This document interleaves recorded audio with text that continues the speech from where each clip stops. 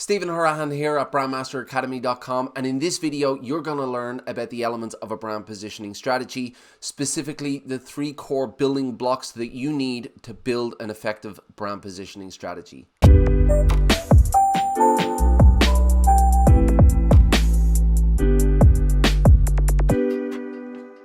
Now, I've covered brand positioning a couple of times already in a couple of different videos, so if you haven't seen them, go and check them out. And it does break down what brand positioning is, what you need to know about it, why it's important. But in this video, I'm going to break down the elements within the brand positioning strategy, and I'm going to go through each and every one and why they're important.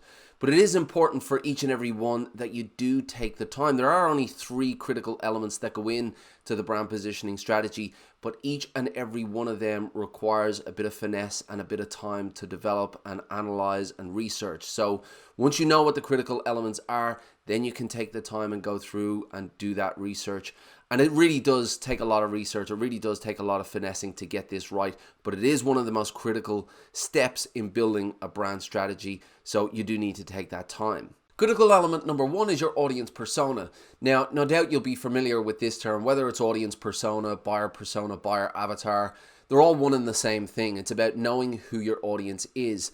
And what we need to do without our entire positioning strategy, the end goal here is to understand the marketplace, understand our audience and the choices that they have. So really, in order to understand the choices that they have and how our audience feels about those choices, we really need to understand who they are on an intimate level. And that's what the audience persona is all about. It's all about understanding who they are. Now, when they go into the marketplace for whatever it is that they're looking for, whatever problem they're trying to solve, they're going to have a lot of choices out there already in the marketplace. And when we look at who our audience is and the choices that they have out there, it's critical for us to understand how they feel about it, how they feel about the marketplace, how they feel about the choices that they have out there, and how they feel about the problem that they have and the emotions connected to that problem. Now, no matter what industry you're in, chances are your audience has a lot of choices within the market, but no matter how many choices they have, there's always something that a brand can do differently. Whether it's to do something more simply, more comprehensive, faster, cheaper, whatever the difference might be, there's always a way for a brand to differentiate themselves and to do something different for their audience. The key with defining what that difference is going to be is to understand who the audience is, understand who the person is and the problems that they go through, because the more you understand their problems, the more intimately you understand their problems and how they feel about those problems, the more refined you're going to be able to make your position in the market, the more refined you're going to be able to develop that differentiator to fulfill what it is that they're struggling with, what it is that they need. And as I said, the more intimately you understand your audience, who they are and how they feel, the better your overall positioning strategy is going to be. The second critical element within your positioning strategy is your competitive analysis. Now, I've seen this time and again. You have brand builders going into the marketplace, whether they're building their first brand or their second or third, and they go into the marketplace and they search for whatever it is they do, and they look at their top 10 on Google and they look to replicate what they're doing. They try to find what they're doing well so they can take it into their own brand and do the same. And essentially, that is the best way to blend in. If you try to be the same as your competitors, then you're starting out from a disadvantage. They're already ahead of you, and if you just come into the market offering the same as them, then they have you exactly where they want you, because they have the edge over you, because they have the audience, they have the longevity, and you're just going to be a footnote. You're just going to blend in. So what you need to do is you need to look at the marketplace and look at who your competitors are to try and find the difference that you want to make compared to them. Try and look for the gaps that they're leaving in the market. And the best way to do that is to step into the shoes of your audience and look at the options they have from their perspective. How do they feel about the options that they have in the market? Do they love the options they have? What do they love about them? Do they dislike something about the options that they have? What do they dislike? Look on review sites to find how they feel about the options that are out there and look for the gaps in the market. If you have a very good understanding of who your competition is, from their offers to their difference, their idea, their promise, everything about them, and you also understand who your audience is and what they like, what they don't like, where they're being left short, then you're much better placed to find a gap in the market. You're much better placed to build an overall effective positioning strategy. And that brings us to the third and final critical element of your brand positioning strategy, which is your differentiator. Now, your brand strategy is the heart of your brand. Your brand positioning strategy is the heart of your brand position, and your differentiator is the heart of your brand positioning strategy. So essentially, your differentiator is probably the most critical element in your entire brand strategy. So you need to look at this, you need to really understand and take the time to identify a differentiator that's going to set your brand apart. Because at the end of the day, your brand is about helping your business stand apart from the rest. And the only way that you're going to stand apart from the rest is to be different. That is the only way that you can stand apart from them. Do something different to what they're doing, whether it's delivering the service differently, providing the product differently, changing the packaging, changing the experience, whatever it is that you need to do differently, that is going to be what sets you apart from your competitors. Now, as I said before, this really does need a bit of time, a bit of creative thinking, a bit of finesse. It's not something that you do in a few minutes or even a few hours. You really need to take the time to understand your audience, who they are, how they're feeling about their problems, and your competitors, what they're doing well, what they're not doing so well, and where those gaps are.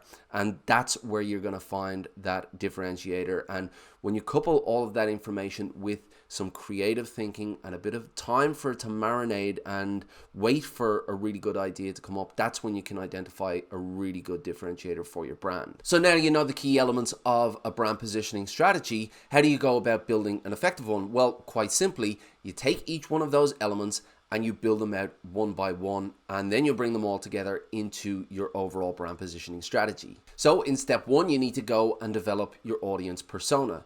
Now, you start here with your demographics and your psychographics. Your demographics are going to be the basics about who your audience is, and that's going to be things like how old they are, what sex they are, where they live, what kind of job title they have, how much income they have. And then your psychographics are more behavioral. So this is about what they like and what they dislike, what their hobbies are, what sports they like, what they like to do in their spare time, what magazines they like to read, what music they like to listen to. And that will essentially give you the foundation of who your audience is. But none of this is real detail. It's not the real detail that you need to tap into how they're feeling and what they want from your brand, what kind of difference that you're going to be able to bring to them. In order to do that, you really need to dig a little bit deeper into who they are, how they feel, what kind of emotions they're going through, what pain points they come across, not just with the pain points that your brand solves, but the pain points that they have leading up to where they're introduced to your brand and the pain points they have in and around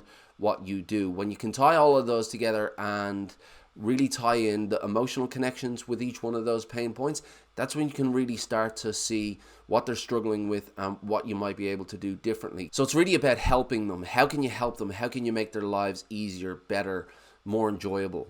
Step number 2 is to analyze your competition, and the key here is to find relevant competition. If you go onto Google and you type in what you do and the top 10 results are massive corporations that are way beyond your capabilities, well then they're not your most relevant competitors. You need to put in a little bit more detail into the search if that's the case. Maybe include your location or some very specifics about what you do, and you'll start to get closer to your most relevant competition.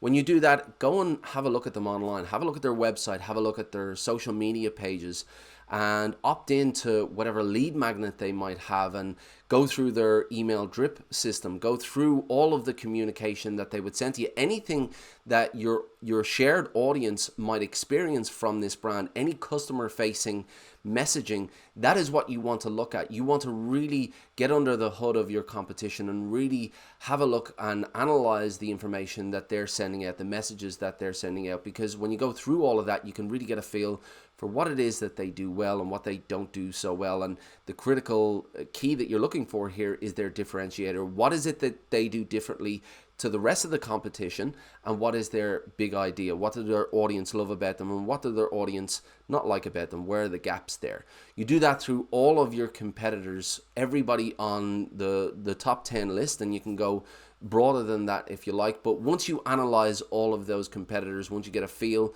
for the experience that they offer their audience, and once you've gone through everything that your shared audience can experience through them, that's when you really start to understand the competitive landscape and you'll start to identify those gaps. Step number 3 is to go and create your differentiator. Now, I use the word create with purpose here because it really is a game of creative thinking. I can't stress this enough.